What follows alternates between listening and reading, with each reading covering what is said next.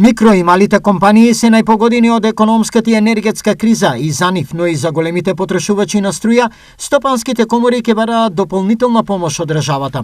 Ќе ги застапуваме интересите на бизнисите, ќе ги застапуваме интересите на фирмите и на компаниите и во овие тешки услови.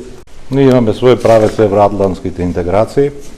Моментално чекаме да завршат политички активности на партиите, па ќе продолжиме по нашите.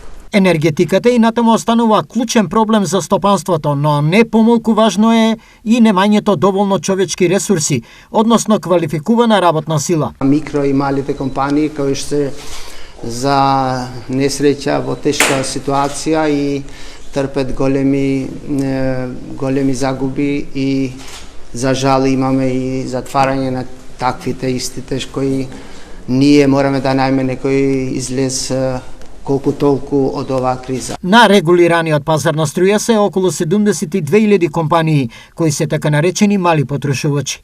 Дополнително, од 1 декември државата ќе ја субвенционира и струјата на околу 1000 компании и јавни претпријатија кои ќе плаќаат фиксна цена од 95 евра за мегават час.